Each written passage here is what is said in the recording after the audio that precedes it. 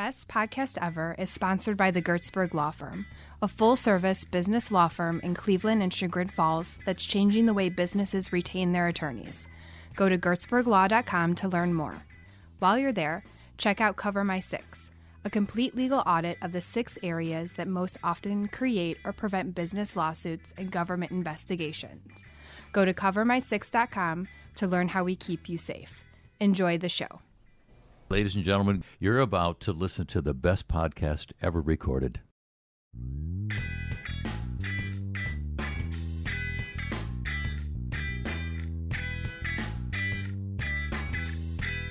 So just to be able to work on people's behalf that they don't even know you're working, it's like being Santa, right?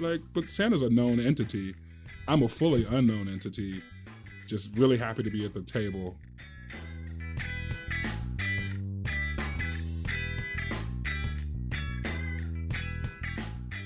Molly Gebler, as I live and breathe. How are you? Oh, I'm so good. Yeah, good. Yes, I'm so good. Molly, you are positively glowing. Oh, you say that every week lately. Do you think it's really the Diet Coke? Although, let me just share with you. I'm not quite sure if our guests have heard the last episode with Dan. How many weeks? Well, I don't know. Since Dan.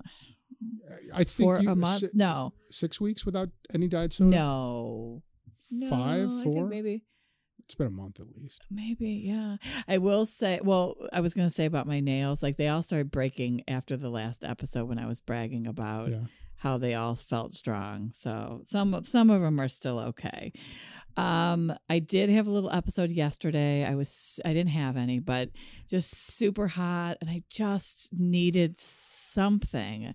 So I ended up I had a frozen lemonade, in those cans in my fridge. I ended up making that, and it soothed me. Well, I mean, did they have any artificial sugars or sweeteners or anything like that? I don't know. It didn't matter. It's okay, but it wasn't a diet soda. It wasn't diet soda. To which you were habitually and horribly and irrevocably addicted. Yeah, and you have broken 6 to 8 a day. Probably. Yeah, dude, I'm so proud of you, and I'm not joking. I'm not joking. You look different. Do I? Yeah. Jessica said the same thing today. No, you do. She couldn't figure it out. Are your clothes fitting differently? Because I know you don't own a scale. I don't own a scale. This is a new top I bought myself. I treated myself. Is it the same size that you usually buy? It is the same size, but all right. No, it does seem like it's a little bigger, maybe. I mean it. You look different. You're the best. Thank you. How's everything going? Everything's good. Everything's good. The babies are amazing. I mean, they're just amazing. Yeah. They're doing good. They're selling their house, so that's super excited, and they're looking for a house in the Chagrin-Bainbridge area. So if any of our listeners are thinking of selling their house, their range is at the $350,000. Okay. So if there's anything in your neighborhood, let me know. Wait a second. Do they have a realtor? They do have a realtor. Okay. They do, but that, still call and tell us if you're... Well, no, I was going to hook them up with the greatest realtor on the planet. Oh. His name's Mike Ferranti. He was on our podcast. He's amazing. Yeah. That's okay. We are going with family. Totally get it. So, which is actually a blessing because we have so many in the chamber. Yeah. Well, can you say who the realtor is? And maybe Suzanne Shealy with Berkshire Hathaway. Okay.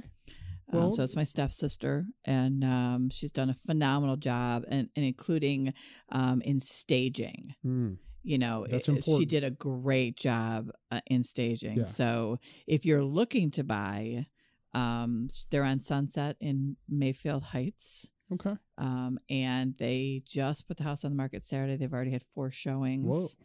Nice 2 offers. And Sheila, is it? Suzanne Shealy. Suzanne, nice job, Suzanne. Yeah. 4 showings. She's right working away. it. Good luck. Working it to bring the babies to the 440-2223 area, which is a funny. My husband, of course, doesn't want the 23 for sure. Because he wants his grandchildren to go to Chagrin, obviously. What? Listen, John, back off, So, Kenston. All right, Kenston rocks. Come on, Tutu. Crazy. Yeah, actually, I just talked to our buddy, our super. Nancy. Nancy? Today. She called me about half an hour ago. How is Nancy doing? She's amazing. She is amazing. Although, they didn't get our cheese from the cheese barn. That's Nancy Santilli, ladies and gentlemen. One of the 2 best school superintendents on the planet. The best. Well, one of the best. Yes, correct. That was pretty insulting to Bob Hunt. No way. Bob Molly. knows.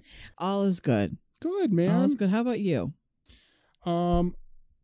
Life is good. Life is good. Life is positive. We're doing like such incredibly exciting things here at the Gertzberg Law Firm. Can I tell you about them? Please. So, over the last couple of years, I've been hearing these whisperings. Did I talk about traction and EOS? I don't believe so. All right. This is actually a great segue to our guest, or at least I think it's great. I mean, I don't know if you'll think it's great, but so over the last couple of years, people that I really, really respect, wildly successful business owners and entrepreneurs, have been like, hey, have you read Traction yet? Have you heard of Traction? Why haven't you read Traction? You idiot. Why don't you read this book? Right. And finally, around February of this year, I read it. It's a book by an author named Gino Wickman. And I read it and it was mind blowing. It was basically, the concept is that if you run a relatively mature business, like a couple years old at least, not a startup, although it could work there, you can put everything in your business into one of 6 buckets. It's data, processes, vision, people, traction, and those. Oh, did I say processes? Did I say processes? No, you lost anyway, me at book. So I read I read it, and light bulbs were going off everywhere. And the underlying premise is that you have to have an operating system in your business. And this book lays out the operating system. It's called EOS, Entrepreneurial Operating System. So I interviewed, because I have OCD, so I interviewed a whole bunch of people who run their businesses on EOS, which is Gino Wickman's, platform. And, asked them what they loved and hated about it, what they did right, what they did wrong. And then I put us all into it, right? And so I locked our leadership team here, which is 4 people, into a room over the course of 2 months for anywhere from 2 hours to a full day, like 9 hours straight. And we worked through the EOS operating system, right? Mapped out everything, did all these exercises. I mean, we probably spent like 50 hours on it. And then we rolled it out a month ago. And there are now, so the great thing about it is that there's 14 people in this law firm, and all 14 of us now have laser focus on the same goals, the same core values. Everyone here can tell you what are the things that make our firm different from every other firm. There is this client experience mentality that I've always had, but which now I can say is shared by everybody here, right? This idea that we are here to deliver a kick-ass experience for our clients and for each other, and it's just this really great focusing concept. Before, the problem was that I had everything in my head and I just assumed that everyone shared my vision. Now, everyone shares. It's not my vision anymore. It's everyone's vision, And so we have these weekly meetings and we're a month in, and it's just, I don't know, Molly, there's this energy here. There's this focus here. There's this momentum here that I've had this firm for 7 years. I've never seen anything like it. Can I ask you a question? Please. So you read a lot, and you're always telling me about different things that you're putting into place. Right. Are you allowing one thing to play out and see if it works, and then you're moving to it just seems like you're always talking about a lot of different things that you're bringing to the office, and this is how we're going to run it. And that is a great question. And that was actually a problem. Right. Because I definitely have a lot of ideas, not all of which should see the light of day. Right. And you call me when you have those crazy ones. One of the great things, one of the great revelations about EOS was the idea of creating. So the people section is right butts in the right seats, right? Right people in the right seats. And the way companies are traditionally organized is there is a CEO, there's departmental vice presidents, and then there's a bunch of worker bees, right? It's very pyramid hierarchy, right? This turns that around, and it takes your founder or CEO or whoever is responsible for idea generation is now not supposed to be responsible for executing the ideas. Right. So that person is called a visionary. And so I have the visionary seat. Right. And then Chris Zierke over here is the integrator. Right. So there's a visionary, there's an integrator, and then there are still department heads, but there is, you put people into the right seats based on their strengths, but what the company needs first. And then you plug their talents into what the company needs. And there's this great exercise that we went through where you analyzed every single person in the firm based on how consistent they felt and acted with the core values of the firm. And then after you confirm that everybody's on the same page core value wise, then you have, for each person, have to ask, do they get it? Do they want it? And do they have capacity? And we did that for every person here. And it's crazy because the book says when you go through this exercise and you identify the people that get it, want it, and have capacity for that seat, they take ownership. The ones that don't will not be here. The ones that do will solidify. And sure enough, we did this 3 months ago is when we first did that exercise. 3 months later, anyone who didn't get it, want it, and have capacity for their seat is either already gone or is on their way out. And it was just kind of like this gelling around these ideas. So that's exciting. But the answer to your question is Chris is the integrator to my visionary role. And one of his jobs is to be gatekeeper for a lot of my cockamamie ideas. Gotcha. And yeah, everything now flows through this lens that we created around EOS. Anyway, I'm going to stop babbling about it, but I will say, if you're a member of the Chagrin Valley Chamber, if you have some maturity in your company, they say it should be 25 to 250 employees is like, the middle market company, but we've got 14. Right. And we're implementing it and it's kicking ass. Talk to me, call me, and I'm going to tell you about our experience with EOS, but just read the book Traction. And then can you do it on your own? You don't have to pay $1 billion to have someone come in and you can run it? You can do either one. We were strongly advised to get a professional implementer. And because I have a good touch of the OCD and the ADD, I was A, convinced I could do it myself, and B, proceeded to interview every law firm that runs on EOS, every implementer that I could find about how to do it right and how to screw it up, and took copious notes on how to do it ourselves. Yeah, because it's like $6,000 a day. Right. To get a professional implementer or something like it's crazy. So did you say you ended up getting a professional? No, we did it all in-house. Yeah. Are you good with that? We have already seen a focus and an energy and a syncing up like we've never had before. That's exciting. It's really exciting. Yeah. Yeah. Yeah. And it's just exciting to be able to come into an office where you feel the energy, because customer or clients then feel that to me as well. Yeah. I had this great moment actually just before you walked in here. Maureen, who's our new receptionist. Just met her today. Lovely. Yeah. She's very cool. And she said something to the effect of how her job is to make anyone who walks in the door, whether it's an employee or a client or a guest, feel like they just walked into the Ritz-Carlton, right? And the fact that, that comes directly from our core values, right? That comes directly from how we do things here. And I don't know, maybe she would have felt that way anyway, but we talk about the client experience so much more now, right, because of EOS, and she totally validated it.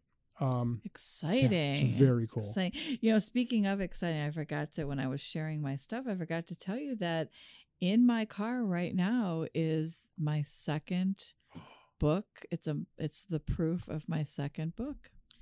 That is so it's exciting. Very exciting. We did have to change the cover, which was something I had to struggle with. Lily made the cover, and someone I had showed it to a few people just to get their feedback, and somebody said something that it looked like it looked like my character was referring to something in the pose that they were making, and I were they trying to say that it was inappropriate somehow, or like seedy? It just was not what I would want my cover. It's not how I want my cover to be. And so I showed it to a couple other people, and they're like, you know what? I don't see that. And then when I said it, they're like, now that you said it, but I didn't want that out there to print off as many copies as we're going to print off, and then have somebody say, oh yeah, because it's about things that could fall in line with, and I know I'm being very vague because I just don't want to get into it, but it was just one of those challenges that, we were ready to go to print. It was going to print today. Yeah. My illustrator is out of town, so now it pushes the whole project back a week. And I have my third book coming out in a month, so everything is very timed right now. But I bit the bullet and said, I just, now that it's in my head. See, that's a really interesting dilemma, because on the one hand, I've got two narratives working right now. One is, just because one person is putting their own spin on something doesn't mean everyone else is going to. Right. But on the other hand, it's in my head now. You have to be forever living with and comfortable with this image. And if now you're going to be thinking about it, then that's where I was. I mean, people were just like, "Oh my gosh, please!" I never in a million years would think of if you didn't say that to me. Right. But I thought it's kind of like and this is not what it is, folks. But I'm just giving you an idea. Remember when the Joe Camel came out? You remember that? I do. And then somebody said, "Oh my gosh, that looks like," and then it was forever. That's what it was. You're totally right. I'm sure it wasn't that, but after someone said it, that's what it was, and I just didn't. Well, I've got that same problem with the Amazon logo. Right? Have you ever looked at the Amazon logo? No, but I will now, dude. It's it's A to Z. Yeah. Right. But all right, I want you to look at the Amazon logo with some amount of suspicion and tell me and then it'll be stuck in your head forever. Oh my gosh, I can't wait. Oh yeah. I think I can at least open it. Anywho, this is not appropriate conversation for Brett Jones. No. So, Molly, this dude, I'm so excited to get into this chair. He's brilliant. Oh. He is really. Don't set the bar too high for him. All right. So here, so Brett Jones is the EVP for Evergreen Business Services. And in particular, he focuses on this thing that he runs within it called the Fund for Employee Ownership. I heard him speak once at a cozy board meeting, and I was just fixated on his idea. And basically what he does is he helps employees buy their company that they work for. And he works with funds, private equity funds, and other sources This would of be cash. if an owner was retiring, to sell it or wanted to sell. Got That's right. So whereas a lot of companies buy companies and then chop them up and sell them apart, or have massive layoffs or whatever, he helps jobs stay in the community. Wow. He helps people keep their jobs and helps empower them by becoming owners of the company that they've worked for forever. That's right. Crazy. It's amazing. It's amazing what he does. Brilliant concept. Yeah. So it operates like a private equity fund, and it acquires small and mid-sized companies and converts them to employee-owned. He acquires businesses from retiring owners at fair market value and ensures that jobs remain in the community. It gives employees the opportunity to share in their company's success. But on top of that, which is, I mean, you want to talk about the test for being a guest on this podcast as someone who has impact. I mean, he has wide and deep impact in the community and on the Cleveland economy, right? But on top of all that, check out all these other hats that he wears, right? He's a trustee of the Suicide Prevention Education Alliance. He's the co-founder and CEO of a company called Urban Matrix, which I want to hear him talk about, and a company called Solar Impact LLC. He's on the board of Greenleaf Family Center, which is this 100-year-old foundation founded by the founder of Firestone, Harvey Firestone. He's a director at Tri-C. He's an owner of a trucking company.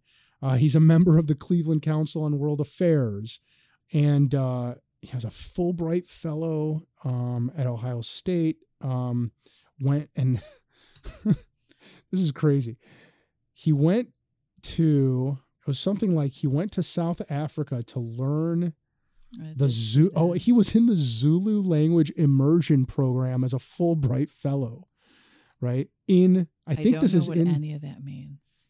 I mean, I know it's South Africa. Well, he went to the continent of Africa to learn a language that he will never speak in the United States. Gotcha. Right? I mean, it's I can't wait to meet him and talk to him and pick his brain. Let's bring him in, Alex. Let's do it. Let's bring him in.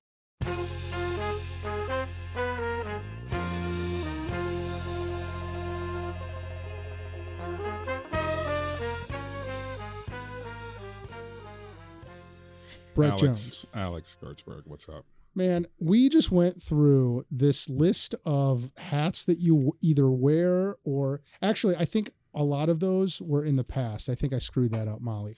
Like, the current one is Evergreen, but then I just realized that our crack research department had all those other things that I just said. This in that big word here. It said past. Yeah. Correct. And we're going to talk about some of them because they're really impressive. But where I want to start here is this idea that you help employees buy their company from their current owners, right? Yeah. Which to me is mind blowing. And so who came up with this idea? And is it as unique as I think it is? Are there other people doing what you're doing, or is it like a one of a kind concept, at least here locally? So I was just reading your book on the history of whiskey. Okay. And in there's an argument about who started it. Who started whiskey? Yeah, like who distilled it first and who gets to take credit, whether it's the Scottish or the Irish. And who won? It's undecided yet still. So I am going to introduce yet again another argument for some coffee table book around employee ownership conversions.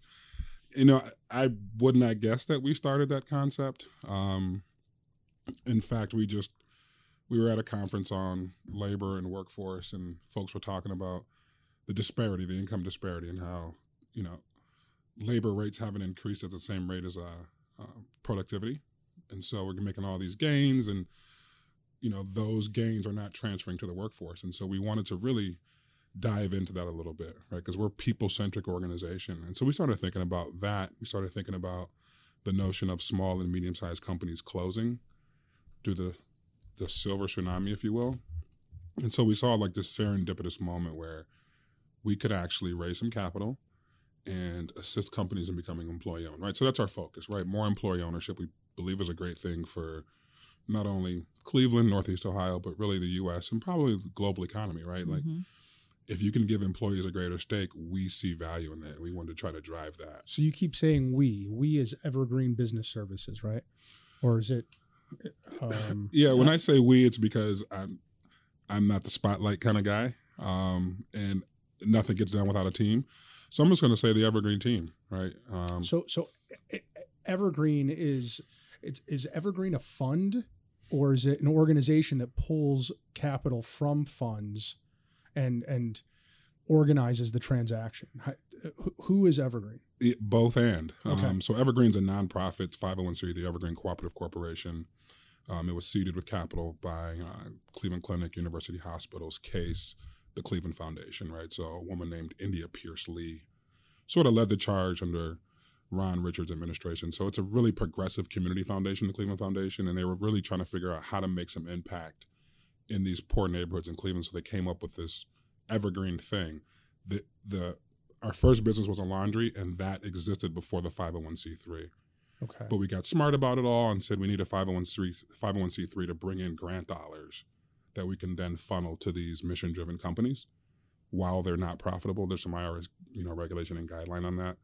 But yes, there's a 501c3 that exists, and then there's also the worker cooperatives themselves, which are for-profit entities. And talk about some of the success stories that you've seen or that you have actually processed. A couple examples of when you've helped employees buy their company. So we have not done that yet. Oh, this is a work in progress. Yeah, it's absolutely, it's really new. We just, it's probably about 18 months old at the moment, where we raised our first seed capital, if you will.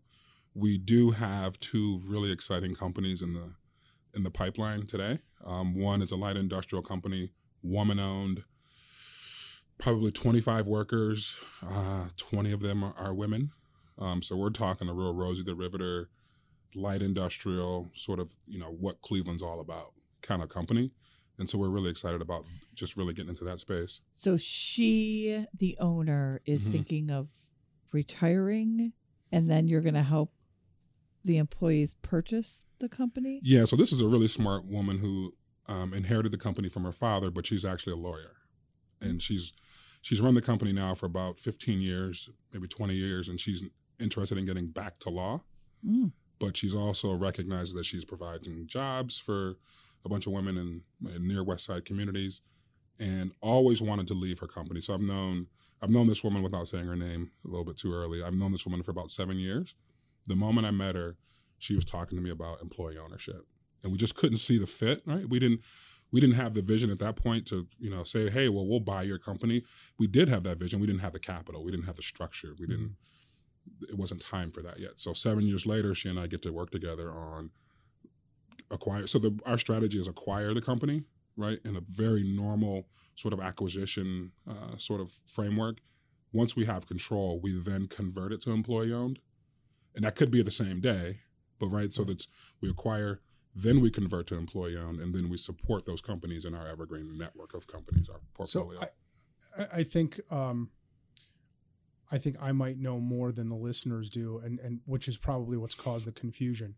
So what I'm aware of is that there are companies that you currently run, right? Like there's a laundry company. Yep. I don't want to guess. There's a couple companies that you have acquired, and I think and that you're currently owning, operating. And I think my assumption was that was through the employee buyout concept, right? But I'm merging two things here. You are. So the first thing we did is we started companies from scratch. So, when the anchor institutions in town came to the table and wanted to figure out how to really create impact in the community, we went through this process to identify what kind of companies we could start. The first one we landed on was laundry, right? Healthcare institutions use a ton of laundry. And so therefore they're like, all right, well, if you guys can get a commercial laundry off the ground, then we could patronize that thing. It create 50 to 60 jobs. And so we did that.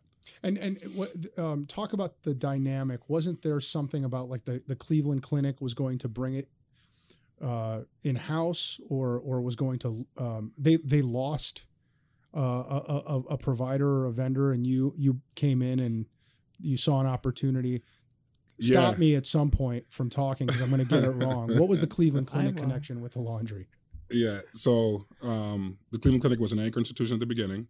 They chipped in cash to get Evergreen, the concept, going, but they didn't bring laundry to the table until almost 9 years later after we started. Okay. Right? It's a big health system. Our plant was not sized to really process a health system that large. We would have been able to take maybe a quarter of their entire volume. And they were in some contracts, right? Mm-hmm. So the serendipitous moment hadn't happened yet for the clinic. They're big supporters. They've always been at the table. They serve on our boards. But it was in 2018 that they switched providers, right? So they were gonna move from their current provider to some other provider.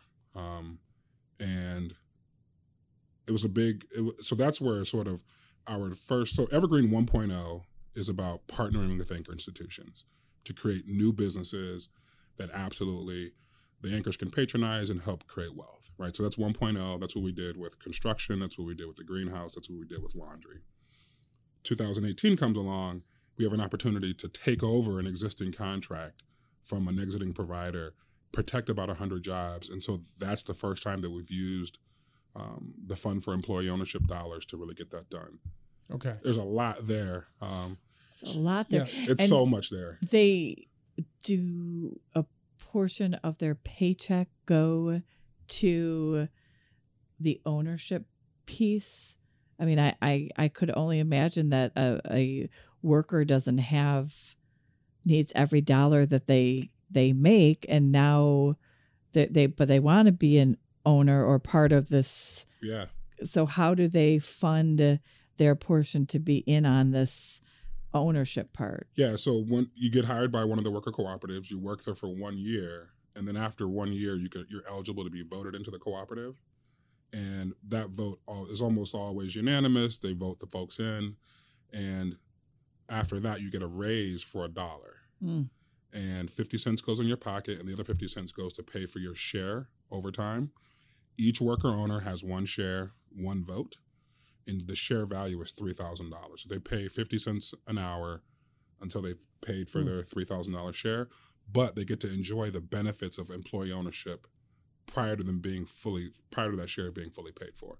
So when we do profit distributions, they're at the table. When we take votes for who's going to be on the board or capital expenditures or whatever the voting thing is going to be, they're there voting. So the moment that you're elected into the cooperative, you enjoy ownership rights, even though your share is not paid for. So these other companies, the greenhouse, the laundry, and what's the other one? The construction company, yep, Evergreen Energy Are those employee owned at all? Yep, everything that we do is employee owned. All right. Except for Evergreen Business Services, to complicate things further. Right. That is a single member owned LLC owned by the 501c3 Evergreen Corporation. Got it. So the operating companies are employee owned. Yes. The new venture that you're talking about is actually helping exiting owners convert their ownership to employee ownership. That is absolutely correct. And I want to make a little bit of a distinction there. So when you say helping exiting owners convert to employee owned, that somehow suggests that there's a notion there today to become employee owned. Our strategy is not to present that notion first, right? We want to identify exiting owners, and we want to give those exiting owners market value for their company. We're talking small and medium-sized companies, so they don't have a lot of exit options around hedge funds, and private equity funds aren't beating down their door. They're normally not 20% gain opportunities, and so they have less exit options, right? They have less succession options. And so we want to come to the table and say, look, small and medium-sized business owners, you're the real American heroes. You provided jobs in our communities for hundreds and hundreds of years. And so therefore, we want to protect your legacy. We want to give you market value for your company. We want to keep it in place. We want to keep the employees. We likely want to keep the name, right? And we want to acquire it, right? And then once we acquire it, we convert it. So if we're in a conversation with an exiting owner, he's like, hey, I'm selling my business. I'm like, great, I'm buying businesses. That's awesome, right? He's like, all right, so what's the next step? We go through the normal acquisition step. Ideally, we put forward an offer, and if we're competing with another buyer, our tie-breaking proposition is really that we're going to keep it open. We're going to keep it local. We're going to protect the employees. We're not going to strip it, consolidate it, roll it up, eliminate it. Give our listeners an idea of what kind of company is the right size, the right age, maturity, demographics. Who are you looking for? Yeah, we're absolutely looking for, again, small and medium, right? We want to be in a space that there aren't a lot of exit options. So for us, that means around $500,000 to $2 million in EBITDA. Okay. Ideally, you're in a low to moderate income neighborhood, or you employ low to moderate income wage earners, because those are the folks that need the leg up the most, right? Yeah. So we try to really solve for those sorts of things. Interesting, as a quick side note, because we really focus on low to moderate income and we focus on disadvantaged, right? A lot of times our folks are coming to the table with criminal backgrounds. They're generally the hardest to employ, and that's where we like to get involved. But because we're involved in that space, right? Folks are like, oh, so you guys have 58% returning citizens that you guys are working with and that are employee owners. You should join this criminal justice conversation that we're having. And we're like, we're really focused on economic justice, right? We want to solve for economic injustice issues. We have a greenhouse that produces 300,000 heads of lettuce a month. Folks are like, oh, how about you guys join this food justice conversation? We're like, nah, we tend to focus on economic justice. And so as it emerges, as we start to talk about the type of justice that we focus on, like this comic book character is emerging, right? This character that goes out and fights economic injustice and really focuses on doing that, right? Finding, we started the energy efficiency company, Evergreen Energy Solutions, because there was low participation by minorities in the green economy, right? So we're like, all right, well, we can start a solar company, get a bunch of anchor institution contracts, and really create an engagement point for those that are not in the green economy. So we do recognize some of the other things, but really we're just trying to focus on solving for where there's not inclusion today, where there's opportunities to partner with anchor institutions and or to buy exiting companies. These 3 operating companies that you guys run that are employee owned, what kind of observations have you made about the employees pre-ownership? Well, I guess you started these from the ground up, right? So what kind of observations have you made of the employees as owners as opposed to just as employees? It is absolutely tremendous, the difference, right? When it's just a job, it's just a job, right? We're not paying above market rate for labor wages, right? So because we want to make sure the company financially is sound, right? So we try to maintain a 36% labor rate or something like that. And so when you're not an employee owner, we tend to see turnover. Like in our laundry, we tend to see pretty high turnover until folks become employee owners. The moment that they're employee owners, profit sharing, they're in the home ownership program, turnover plummets. We're about a third of the industry rate, right? So your industry's about 37% turnover. We're down around 15 once they become employee owners. Why wouldn't they want to be in the program of ownership? Like, are there employees who choose not to take on an ownership role? After you work there for a year, generally you choose, like, and you're eligible for, an ownership role, they generally go for it. Gotcha. So you're saying that first year is where you're seeing the majority of the turnover. Right. And you're hiring people for these. So you're doing all the hiring as well. Yeah, absolutely. For these businesses that you're. Yep. And where is the passion from for the justice that you're seeking? Where did that stem from? Where did that come from? That's interesting. I don't come from community development. I don't come from community wealth building. I'm an entrepreneur, serial entrepreneur, just by nature, right? I started my first company when I was 12, selling address signs in Shaker Heights because the houses sat so far back from the street. So it was really entrepreneurial for me, right? And I got a chance to, when I joined Evergreen, I walked in the door, took a look at the website, and I'm like, wait, if we're selling laundry, what is all this mission jazz on? Like, if I'm the Hilton and I want to buy laundry services, I got to get through all this impact and mission stuff to try to find out what the laundry value proposition is. So when I joined Evergreen, I hadn't drunk the Kool-Aid. I didn't believe in it, right? I was like, you know what? A good laundry service is a good laundry service. Let's get that on the front page. And then by the way is, yes, we have this community impact model. Since then, I've sort of changed my tune. So when you can see folks, we have a woman that works for us. She's worked for us. I've been there about 7 years. So when we first started, she and I started about the same time. She had 8 kids, and she was like maybe 34. Wow. Right? Had all 8 of those kids. None of them are adopted. And so when you get to see someone like that really benefit from profit sharing, when you see someone like that really benefit from the home ownership program, when you see folks benefit from the car buying program, and you see how it changes their lives, that's what gets you out of bed every morning, right? Mm-hmm. It used to be, working on deals, being innovative, coming up with new businesses and seeking new customers and creating new partnerships and relationships. that still is I still get really jazzed about that. But to have 200 new friends in our network of companies, that's the most exciting part. When I walk into our laundry facility and I'm shaking hands and high-fiving and bro hugging and spending time talking, the relationships make the biggest difference, and that's what gets you passionate. Because now what I realize is that the work that we're doing today really is benefiting some unborn child who may be wayward at 18, needs an opportunity, right, to have a leg up. The infrastructure called Evergreen that we're creating today is going to benefit some kid that's not born today. Mm-hmm. Love that part of it. And we're working in some other communities in Chicago and in New Haven to help their anchor institutions execute a Cleveland model. And so I get to thinking about the folks who are in Chicago, walking around, probably not really, disengaged from the workforce, and they just have no idea that I am cutting a sweet deal on their behalf. And when we get done, like they're going to be owners of a very profitable business, right? They're going to have a lot of pride in that business. They're going to take home some paychecks. Not only is there profit sharing, but there's also retirement account contributions. So just to be able to work on people's behalf that they don't even know you're working, it's like being Santa, right? But Santa's a known entity. I'm a fully unknown entity. Just really happy to be at the table working on their behalf, because generally these folks aren't going to be at the table at any point in their life, mm-hmm. right? And so I feel a responsibility when I get to the table.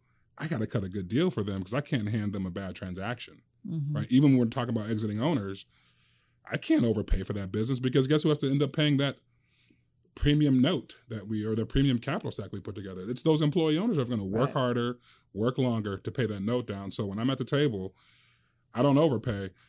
I don't underpay either, right? Because I do believe in valuing the exiting business owner and giving them a chance to really realize that the wealth of their family from generations created in that business. So I'm not looking to underpay, but I'm not looking to overpay either, because mm-hmm. I have a shareholder group, right? And so in this mission-driven world, we get to talk about really fully capitalist kind of concepts like maximizing shareholder value, right? I just have a different set of shareholders, right? So when I'm going to the mat for shareholders, it ain't the normal shareholders. Right. When I'm going to the mat and cutting deals on contracts and trying to grow the business, it's for a different shareholder base. And that gets me jazzed too, right? Like working on behalf of the underdog, right? Like mm-hmm. that's kind of a thing for me. Let's unspool Molly's question a little bit more. So from age 12, when you're selling address signs to Shaker homeowners, until Evergreen, there's all these hats that you wore that I mistakenly said you still wear, but which you wore. But talk about where you grew up, how you grew up. I particularly want to hear about this Zulu language training that you apparently did, and why. So walk us through that journey. Yeah, those hats appear to still be on, mostly because I haven't updated my LinkedIn, probably. Right, that's okay. No, Alex read it wrong. She said past. It says past. Yeah, I just didn't. I don't read very well, apparently. Yeah. So from 12, just wanting to have my own money to buy comic books and G.I. Joe figures. Yeah, we're living in Shaker. So okay. I was born on Ellicott Parkway, right behind the racetrack there in Warrensville. Mm-hmm.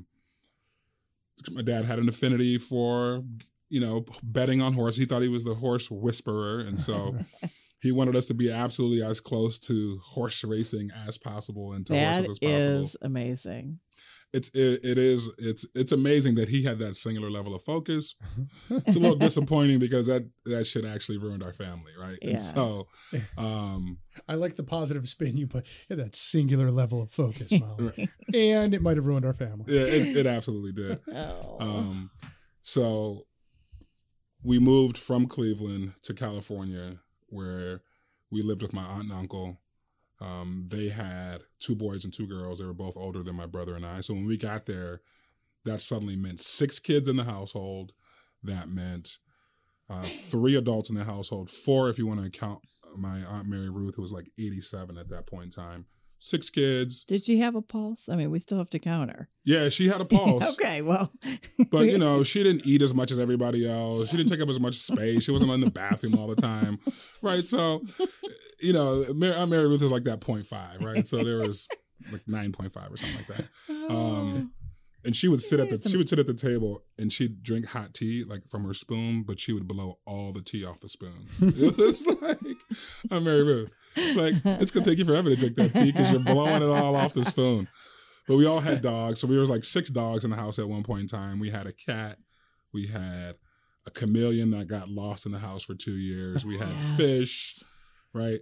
We went to the park and we swam competitively at a very young age, like 1st and 2nd grade. We were in these competitive meets because Victoria Park had this Olympic-sized pool.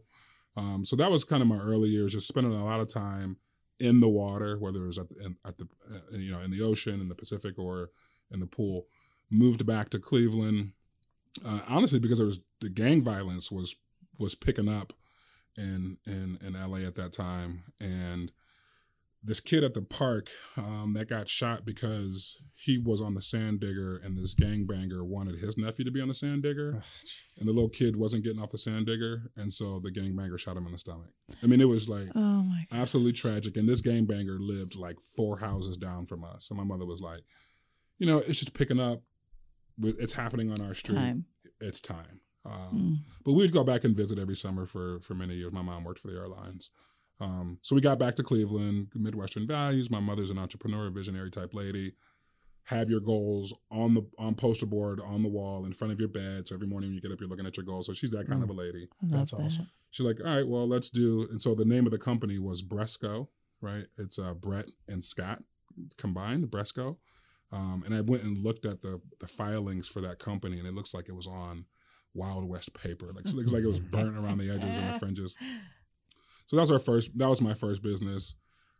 Second business was Solar Impact around 2001, right? That was, I had a really smart business partner who worked at NASA in energy storage and energy generation. So he and I teamed up to start doing some solar stuff.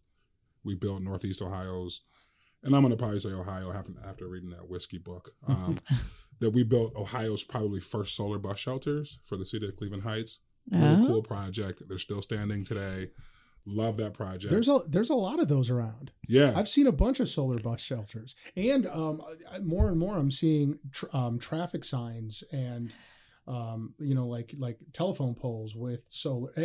In the bus stop, it just does the light. Yeah, general lights. Yeah. Okay. Yeah, but like traffic lights, there's more and more of that. So you got in early. We got in really early. Solar is how I got to Evergreen.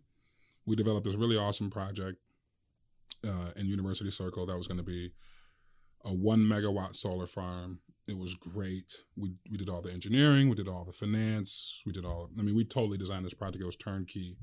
So the client took it to the board, and the board was like, yes, we love this direction for you guys, and we absolutely love this project. It's well thought out, and like, yeah, it's all going to work. It pencils out.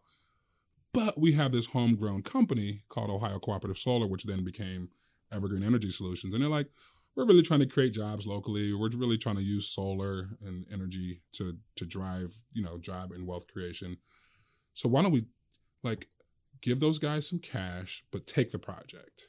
And so that's what happened, right? The client called me and said, hey, look, good news is they love their project. Bad news is that they want to execute it with a different entity. So they gave me a very small check. And I kind of knew who was on the board of Evergreen. So I knew not to make a big stink about that kind of a thing. Just because obviously if you want to work in this town, you got to protect your relationships. And I wasn't trying to burn any bridges, really passionate about solar. So I was happy the project was going to get built, but then they called me back and said, hey, can you help Evergreen execute this project and help with other top line growth strategies and really just help the companies in general? What you just said there is so important. And I think a lot of people kind of mess up right there is if things don't go their way or they, don't see eye to eye with somebody, they tend to take it out and you just never know. It just always comes back around. You don't know what kind of impact your response is going to be to, future endeavors with whomever. Yeah. And I mean, that's my mom raised us to always be upbeat, right? I mean, we're a glass half full family at all times. I think it's more than that. I mean, I think that what you have when you are able to let things go is a degree of emotional intelligence that a lot of people, including myself, don't always have. And what I notice, whether it's my clients who are just willing to spend the defendant, into the ground, or whether it's just friends, or whether it's us sometimes, is that there are always competing narratives in your mind. Mm-hmm. And you just have to decide which narrative you're going to latch onto. Is it, no, I've got a principle that I'm standing up for, and I don't care if I'm burning this bridge because I have to sleep at night and I have to look at myself in the mirror and I'm standing by my principle, right? Which is great, except that you're burning a relationship, right? Mm-hmm. Or it's the narrative that you just described, which is, you know what? This is a small town. I will be fine if I don't get this contract. And this is a relationship I might need down the road. So that's the principle that I'm going to hold on to. It's the think before you speak. Well, I'm telling you, I think it's emotional intelligence. Mm-hmm. It's being able to separate yourself from the emotions of the moment, right? Because whatever the emotion is, you can find the narrative to feed it. That's your word of the day, wasn't it? Was that what, on narrative? Your calendar? Yeah, you've used that quite a bit today. I use it a lot in general. Is your mom still with us? She is. Oh, what's her name? Her name is Nancy Nolan Jones. Nancy, you did an amazing job with this one and raising. Yeah. I mean, I have to apologize for being somewhat a difficult child at times, right? Yeah, you're the only one, Brett. Yeah. That's funny. Okay, so we definitely skipped over the part where you went to Africa to learn the Zulu language. You're so excited about this. I can't wait to hear the story. It's probably not nearly as exciting as it is in my mind, but I want to hear it. No, that's actually a pretty exciting and pretty dope story. All right, let's hear it. So college was college, right? I went to Kent State, had a lot of fun. They I knew they were going to dismiss me for not having levels of achievement sufficient to maintain. Oh, he and I have something in common. Yeah, so same school and everything. How far did you get? So I was in my second year. Yes. I knew I was getting ready to get kicked out for too much partying. High five to too much partying there, Molly. So I applied to Ohio State and got in before my final Kent grades were posted. I had a baby. Yeah. Well, you guys both timed it so well. Both timed it. If I'm going to get kicked out of college, I'm going to go have a baby. Right.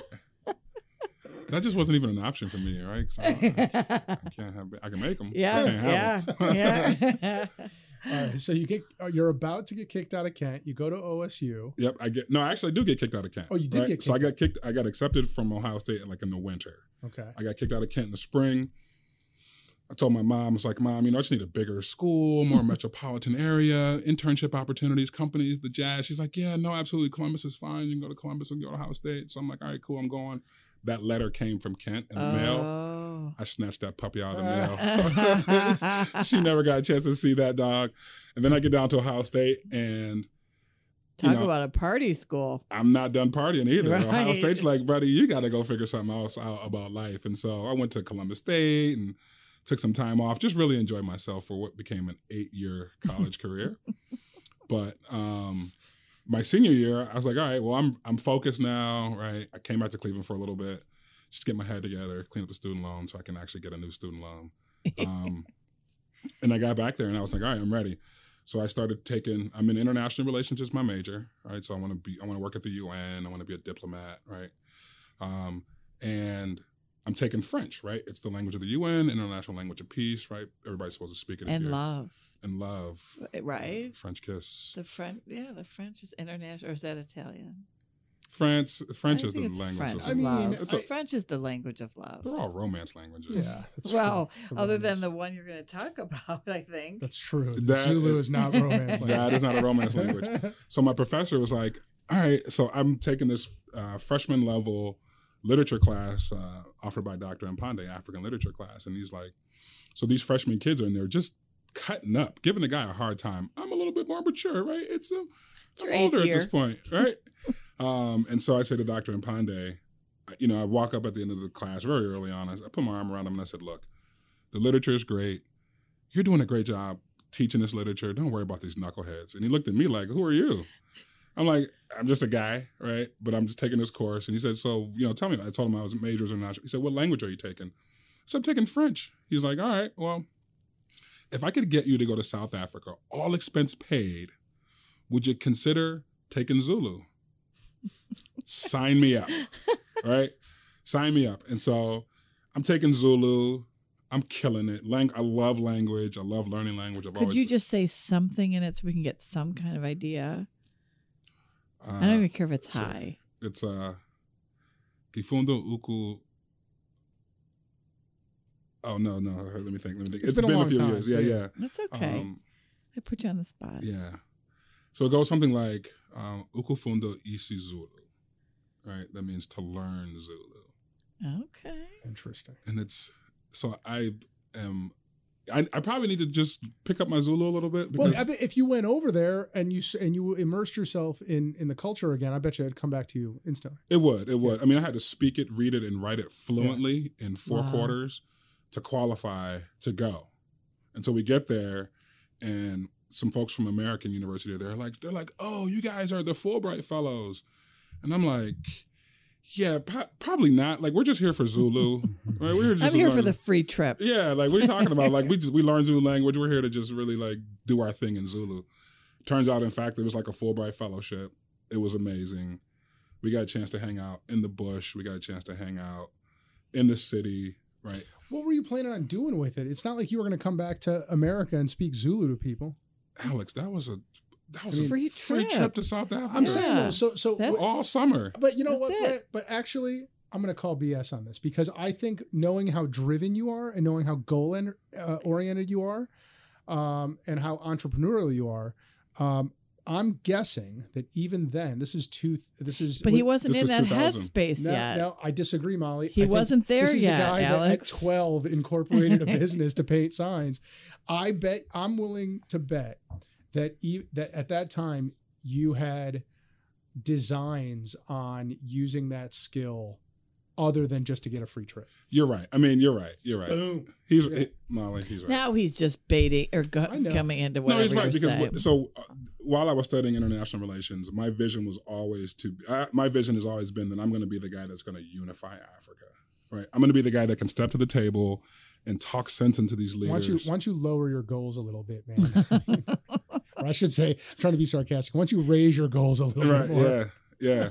And so I still think I'm going to get that done. And so Zulu I was focused on Africa. I was just going to do it all through the UN and through French, right? There's many Francophone nations in Africa, so I thought French was sufficient. But Zulu was a great opportunity to get to the continent, to learn a different language, a Bantu language, and probably ultimately be more effective, right? What year was this? French. This was in 2000.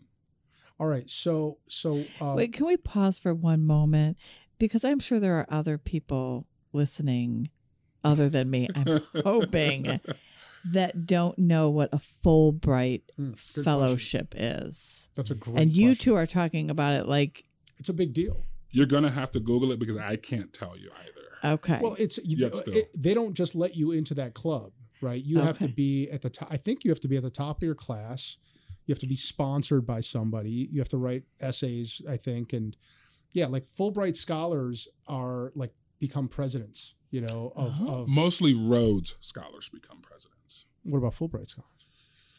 Fulbright scholars work at universities. I think. I don't know. Whatever. Like, it's not a small thing. Right, it is a big deal. Right. Okay. But hold on a second. So it's the year 2000. When is Mandela president of South Africa? Do you remember? Yes. So that would have been like 1996, and that he was 6, 7. Was he president when you were there? He was. I don't think he was. Oh, he was already out. Yeah. Okay. Was he? But he was still alive. Yeah. Yeah. Yeah. I just I'm halfway through a Long Walk to Freedom right now, so I'm learning a ton about South Africa, and it's his autobiography. It's freaking fascinating. Yeah. Yeah. But so when you were there, there's still, there's still the remnants of apartheid. Oh my gosh. Everywhere. Are you kidding me? Like not even just remnants, right? It's full on racism, right? Oppression. I remember we went into a restaurant. I was with a friend of mine there, Mdu, and we went to this restaurant. We sat down, and it just took forever. We were in an affluent neighborhood. It took forever to get service. When they came over to give service, they were very curt, very dry.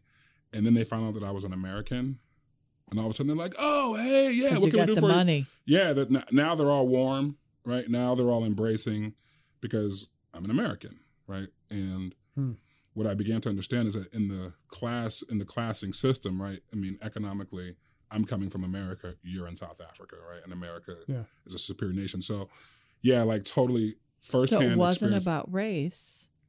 Yeah, I mean, a lot of times it is about race. It's there because that's like the identifying factor. Right, but for you, it wasn't. No, once it was like, okay, you're like being a Black American is better than being a white South African, right, in the world, amazingly. We are going to take a very short break. And when we come back, Brett, are you ready for the lightning round questions? Yeah, you're going to probably get me focused, aren't you? All I'm going to tell you is it is going to be way harder than learning Zulu. Is it? Yeah, so buckle up. Or living in the bush. Yeah, or living in but living in the bush is going to be like nothing compared to the lightning round questions. Folks, we'll be right back.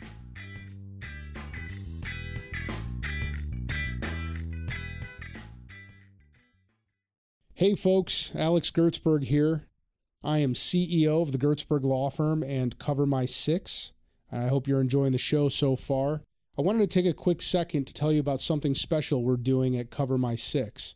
If you own or run a business, I want you to go to covermysix.com to see if you qualify for a no-cost business vulnerability assessment. My business lawyers will meet with you in person, go over your customer contract, your employee handbook, and your other key legal documents, and help you spot any legal minefields that they see.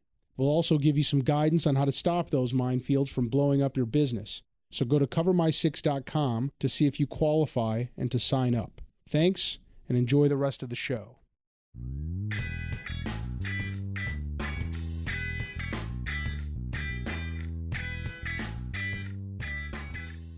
And we are back. Brett Jones, are you ready for the lightning round? I am ready for the lightning round, I think. You're ready. I mean, we'll find out. Molly? Yes, sir. Please, proceed. I have the very serious ones. Brett, what are you binging? I just finished City on a Hill. I don't know that one. Yeah. I have seen it. What's that about? Dirty Boston cop, FBI agent, and prosecutor, DA. I have put myself on a binging punishment timeout. You put yourself in timeout? I did. I just finished Entourage. I did Sopranos, and then I did Entourage. Okay. And I looked at how many hours that was, and I wanted to throw up in my mouth. That's a lot of TV. And then I looked in my spare bedroom that really needs to be gutted and redone, and thought, shame on you. I could have done 3 of these bedrooms. I could have built a house with the time that I wasted on that. So I'm on I have been just tickling my feet a little bit with $1 Million Listing New York City, because it's not really binging, because you don't have to watch it episode. There's no storyline or anything. Right. So when I want to watch TV, I've been watching that, but I'm on a timeout. I always binge CNN every day though. Not you, CNN, or you, Fox. I'm not making a political comment. I'm just saying news is just so. Yeah, I binge the news because I do spend some time watching Fox. I do too. Like I switch back and forth just to hear how drastically different they are. It's amazing. It's ridiculous. It's really actually quite. But I mean, it's better than Basketball Wives and all other jazz because it's a real live soap opera. Yeah. Every day there's some new phenomenon. I will tell you, some new jazz going on. On my New York City $1 Million Listing New York City, watch it's this new it's the new season, or maybe the end of season 7. You need to watch it. He goes to sell 50 cents house. It has 52 rooms. It used to be Mike Tyson's home. It's in upstate New York, I believe, Mm-hmm. or maybe Connecticut. I don't know. 52 rooms. There's 6 kitchens. There is a billiard room. There is a nightclub with of course, a stripper pole. I mean, just watch it just to see this house. It's unbelievable. I'm sorry. Are you binging anything new? On Saturday night, I watched this documentary on Netflix called The Great Hack. It is so Oh, you posted about Facebook. It's you terrifying. were disturbed. I'm still really disturbed by it. It's all about how our data is manipulated by, or was by Facebook and by Cambridge Analytica. Oh yeah, and it talks about Brexit. It talks about our election system. It is terrifying. I mean, that's all I'm going to say about it. Other than this, everyone has to watch it. I won't. So okay. Your perfect day. Perfect day. Get up around 7, cup of coffee, jam on some emails, probably clean up a little bit. Talk some Zulu. Figure out my Zulu pieces, right? Go golfing. Oh. Couple conference calls in the afternoon. Dinner with the kids. How many kids do you have? 2. Okay. Yep, 2 kids. And then how old are they? They are 13 and 19. Right. So spend some time with the kids. 2 different journeys there. Then normally I want to nap in there. Like I like to get up early enough to get about 8 hours in before everybody else gets 8 hours in, then justify like a 90-minute nap or something like that, and then go again. But nice. you know, I want to golf.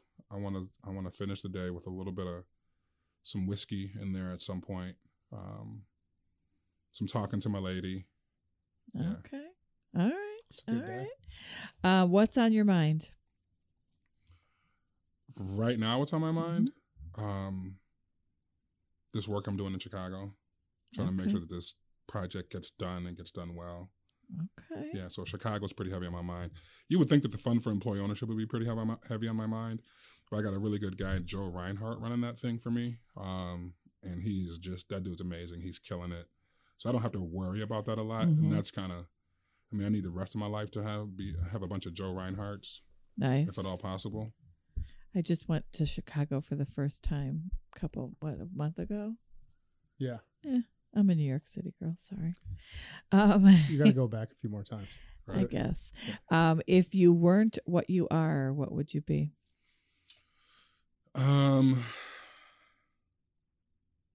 That's a really tough question, because if I were to design it, I'd be who I am right now.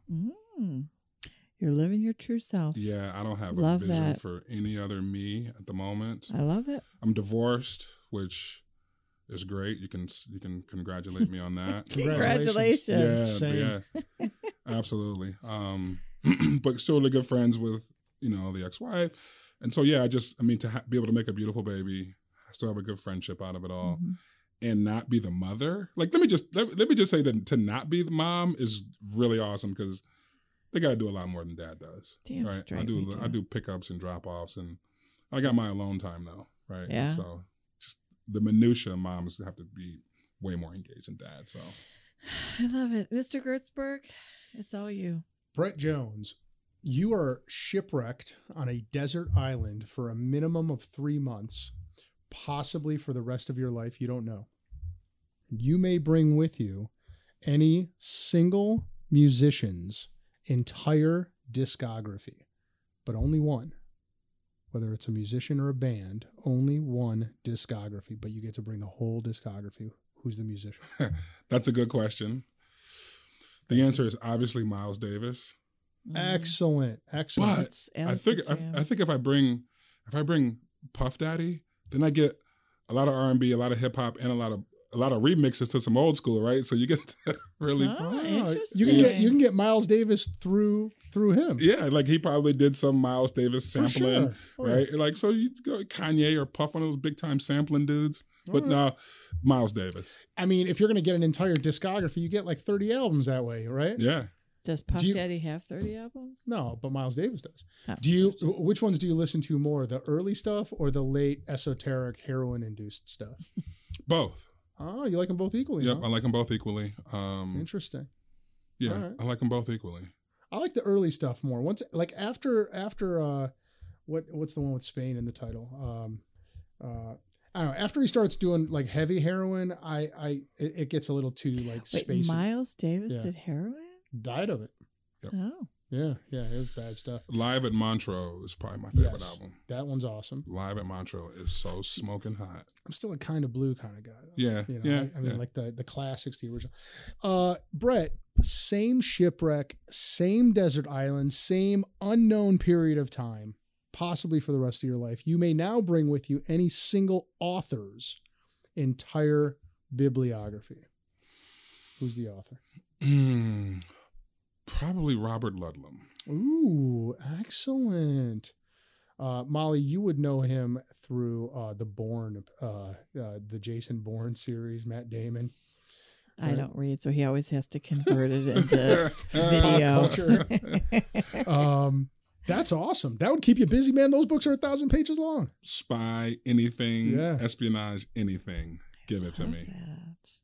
Yeah, I like that stuff too. I never read any of those, but I always liked the dude who did like the Hunt for Red October and Patriot Games, and what was his name? Oh man, that's on the tip of my tongue. I like those spy books.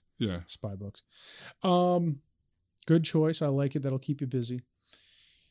Brett, what is the habit or routine that you do or have done on a regular basis that has given you the most mileage? Say yes. Ooh, I like it. Be open. Yep. Say yes before I say no. I love that. Excellent. I end up overcommitting. Yeah. Right? 'Cause I want to. It's some part of me that wants to make people happy, right, and be pleasing to individuals and be helpful, right, and innovative and try new things and just be included, right? So I probably got a little FOMO. So I say yes. Mm-hmm. My mother used to always say, you don't have to be on every ship that sails. It's like, you got to convince me of that. Yeah, she should have come up with FOMO. I mean, that's it right there. Yeah, speaking of shipwrecked, right? I'm probably been on one too many ships and now I'm shipwrecked in this scenario. I mean, you look at I mistakenly said that these were present day hats, honey, but no, you're beating yourself. No, but I'm just saying, what I was going to say was that you see that played out in all of these hats that you wore. The entrepreneurial ones, you served on boards. I get it. All right. The Christie is named after Christy George, who is a local media mogul, you might say. She just called me and left me a message. I'm dying to know. She has a magazine called Neighbors. She's a former guest of the podcast. Her question, the Christie, is if you could interview anyone who ever lived, who would you interview? That is a really good question.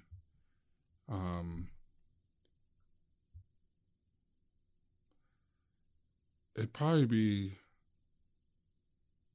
Garrett Morgan. Created the gas mask and the stoplight, right? So, yeah, it'd probably be that scientist dude who was... Where was he from? Because I believe the first stop sign was here. I think stoplight. Stoplight. Yeah. Was here in Chagrin Falls, if I'm not mistaken. Am I lying? I don't think you're lying. I remember being somewhere. Yeah. I think you're I think I'm close. No, it's probably Shaker Heights. Well, anyway, that's where I'm from. Well, I know my stoplights. I think it was Ohio for damn sure. The first street light that extended over the street was invented by Charles F. Brush, my former high school, home of the Brush Arcs. Okay, so maybe that's where we're okay. Is that what you were thinking, Molly? The arc light? What? I don't know. Doesn't matter. Okay. And what would you want to ask him? Like, why him? Why him? What would be what would you want to get out of that interview? I would just want to know what life was like then, right? It was, you know, 1800s. Where are we? No, early 19s. Yeah. So, you know, it's this sort of post-slavery, pre-Jim Crow kind of life. Like, there's a little bit of time in there, like during Black Wall Street. All this, you know, there was a period of time there where Black folks were doing some really cool stuff, and you know, they were thinking outside the box. They were getting some stuff done that, you know, it was kind of undercover, but they had the ability to get it done, right? So new access to books and reading and resources and learning. Like, what are the first things that we're doing with that kind of, now that we have access to this new knowledge base, what are we doing, right? Mm-hmm. And so that's what I would be most curious about. It's kind of like, tell me about your parents, right? So, you know, his parents are probably slaves, grandparents probably slaves, right? Just wanting to hear from his perspective, kind of that post-slavery. Mm-hmm. He was in the thick of it. Yeah, having the ability to create the stoplight and the gas mask, right? Those are two patents that he holds. And took full advantage of everything that was just given to him. Yep. You know, didn't take anything for granted. I love that. All right. The last and final lightning round question, Brett Jones, is, what is an embarrassing thing about yourself that very few people know? And for extra credit, for bonus points that very few people ever get, an embarrassing thing about yourself that no one else knows. So I'm probably not going to get any bonus points because I tend to. Although you said there were some good ones, and you can get as dark or deep as you want. So this is an embarrassing thing, an occasion, or like something that happened, something that you wear on Thursday nights, your third nipple. It could be anything. Yeah. So there's an embarrassing. Can I tell two stories? Sure. Oh, embarrassing occasion. I like the eagerness. Mm-hmm. I'm driving down 71. I'm with my grandmother to take her to Columbus to do something. And I'm like, oh man, I got to take a dump. Alex loves poop stories. These are my favorite. And I'm like, geez. But you know what? We're rolling. Like, and I'm probably 30 minutes outside Columbus. I'm like, we'll just get there and I'll, handle business when I get there. The freaking car breaks down on the highway. Oh my gosh. So I'm like, that's not good. Tow truck driver gets there. I get in the tow truck and I'm holding it, right? I'm good, right? Because I'm holding it, like I'm good. We pull into the yard and I go to get out of the tow truck and I can't take but one step. I'm like, oh my gosh, I can't even walk right now. And I'm like, you know what? Oh gosh, here we go. How long ago was this? Yesterday. Right. This is on the way up here. I gotta, yeah. No, seriously, how long ago was this? This was probably 98. Oh, okay. All right. So you're like in your 20s? Yeah. Okay. Yeah. Yeah, it was. And so I'm like, this is ridiculous. And so, you have that moment where you're like, where you have to just let go. Where you got to be like, look, you contextualize, you're a human, I'm on planet Earth, like, this shit happens, pun intended, right? And you're like, we're all carbon based. Right. And you're like, all right, you know what? Fine. Then I made it to the bathroom with this new heavy load. Left it all in there, including my underwear. It came back out. It was good as gold. Yeah. I mean, it's just, the relief that you get. It's amazing. What's the second story? It's not really a story, but it's a thing that I'm doing right now that people find interesting. Is I have my mattress in my living room in front of my couch. So you can binge more? So I could just do everything more. Right? It just is a very convenient thing. I can wake up, I can look out the window. It's in front of the fireplace. So I get to have like a fireplace in my bedroom. Habitually, I like to take off my pants, like my socks for sure, my pants if possible, right when I walk in the door. Oh. So like I could just throw everything there. And like I just get to exist in this loft style living in this old Shaker Heights home. And it's weird. Like people come over, like if I'm only having one guest, I'm not taking the mattress out, right? Because I got a chair for you to sit in. I'm going to move it forward a little bit and I'll be able to sit on my couch. One guest, the mattress stays. 2 or 3 guests, I take I just stand it up and move it into the dining room. Because like even last night, so I had some guys over the weekend and I slept on the couch on Saturday night. But I was like, oh, so it's Sunday night. I got to get a good night's sleep for the week, right? So I moved my mattress from the den. I got this big king size mattress too. That is hysterical. This has, I mean, so the lawyer in me has a lot of follow-up questions to that one, but I'm only going to ask one. Is this definitely unrelated to any condition that your bedroom is currently in? Or like, is there construction happening there and you were like moving it there and then you're like, this ain't that bad? Or what sparked the idea to bring your mattress into your living room? Well, it's better than a bearskin rug by the fireplace, let's just say. My I goodness. don't know. We're Maybe definitely his having- knees were getting scraped in front of the fireplace. We're definitely having Brett back. And they're like, oh, like people think it's weird. And then they're like, Kind of makes sense. they're like, this is really nice. Like, yeah, it's all right there. Do you make it? Like, do you Make put the the bed? comforter up and the pillows and do you have? Or is it just a blankets? mattress that's just a bare Do you have a mattress? fitted sheet on there? Like, Yeah, what? I got a fitted sheet. Okay. I got a fitted sheet, and I've got a flat sheet, and I make it when folks are coming over, right? I get it ready, but generally, most days I don't make that thing. I just get out of bed and go.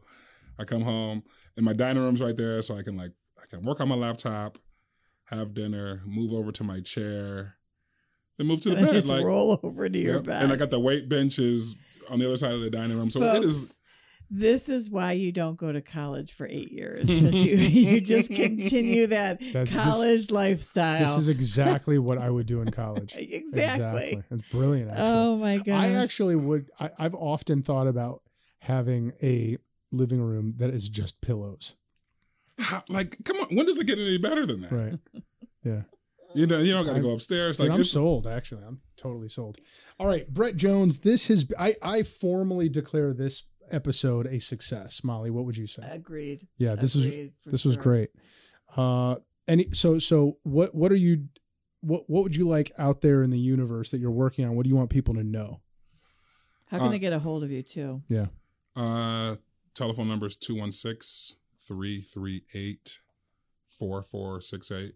Text me. Best podcast ever, and then whatever. I mean, I'm all in always. He doesn't Awesome. say yeah. He doesn't say no, folks. I don't say no. Clearly, folks that are thinking about an exit need to contact you. What was clear to me earlier is, yes, you have a sweet spot for small and mid-sized businesses, but you're industry agnostic, right? Absolutely. Obviously, I mean, you're running a construction company, a laundry, a greenhouse. Lights, lettuce, and laundry. Yep. So I'll refer to Lights, that. lettuce, and laundry. So it has to be an L word. So we got light manufacturing coming to the table. Okay. Okay. We have a food and beverage one that we're working on. Oh. Without getting too specific, but yeah, the good time to come back is after we do these two acquisitions this year. Okay. So like January, February would be a good time to revisit these. But yeah, the industry doesn't matter. Today the size matters just because we're trying to really, do some smaller things. 3 years from now, size won't matter. Really, I see this. It'll be a national fund, maybe even global fund, and we want to be in position to really compete with every other acquirer out there, because we just believe that when we provide solutions that are people based, that it just benefits everybody better, right? Definitely. So we want to always win that tie. Mm-hmm. Yeah, I really liked. I don't know where Nelly found this quote, but it was all about creating win-win-wins, right? For you, it's a win for the seller, a win for the employees, and a win for the community. Mm-hmm. And that, I mean, Molly and I talk all the time about how the real sort of unseen value in what entrepreneurs do is the ripple effect. Mm-hmm. Right. You give somebody a job. You're not just helping them. You're helping their kids. You're helping the future You're helping the stores where they spend money. There is a wave of benefit that happens when you are a good entrepreneur, which you obviously are. So, and we talk about that a little bit when we talk about, people say, well, how many jobs have you guys created? We got 200 jobs, right? But I just told you a story about Lakeisha, who has 8 kids. Right. So when we give Lakeisha a paycheck, that's actually 9 people. Right. Right. And they get to see their mom going to work every day. Yep. She gets to have the pride of ownership, and she communicates what it means to be an owner.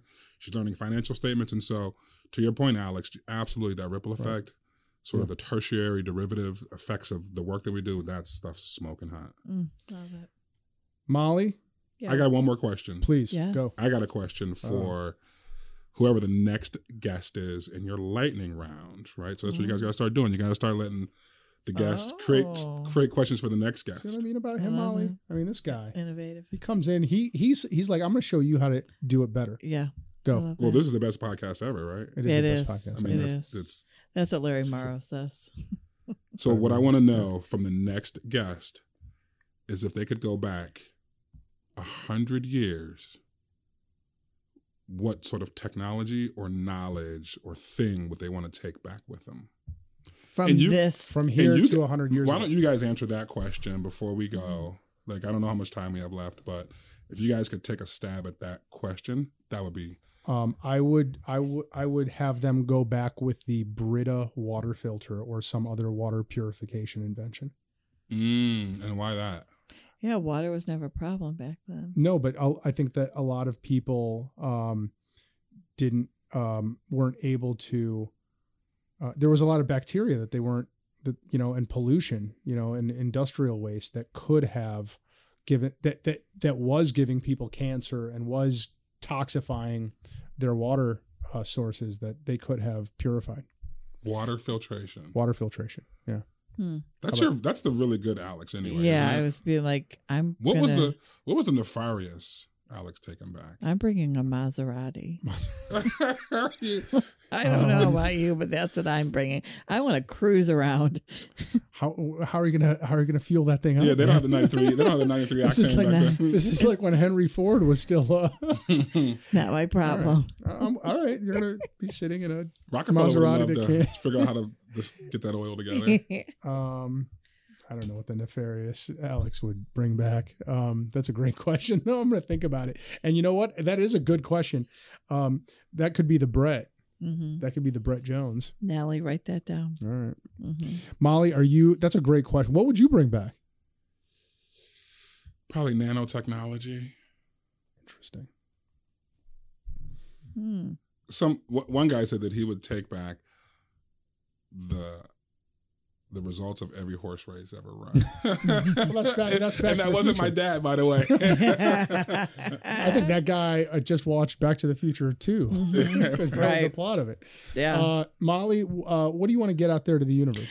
Okay, so get your tickets for the Elton John concert. It's not really Elton John. It's Captain Fantastic. Yeah. November 16th, cvcc.org. It's going to be an adult only, a fun night. Tickets are $25.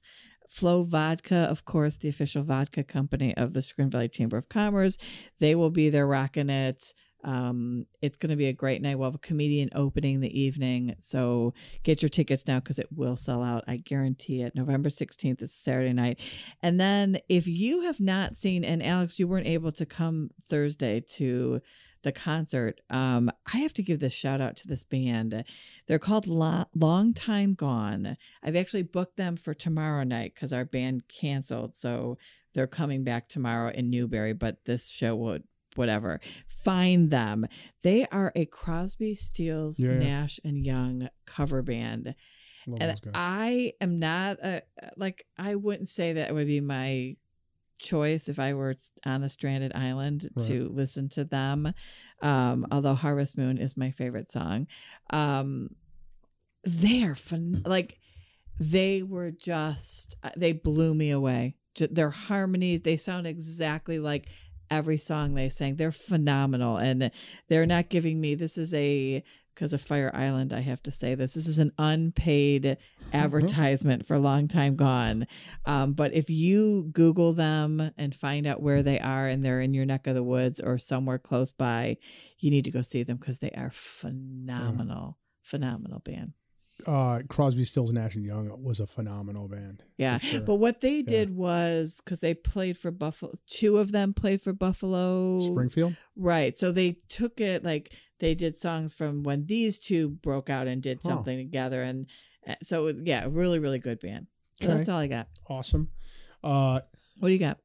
Well, if you are a business owner, and Brett, you know a bunch of business owners, so you pass this on. We have this quiz at covermy6.com where you go. It will tell you where you have holes in your legal vulnerability shields that you want to have up, and which a lot of people don't have up effectively, like problems with employee handbooks, problems with customer agreements, problems with shareholder agreements, things like that. So we put this really nice quiz up there, and it's getting a lot of traction.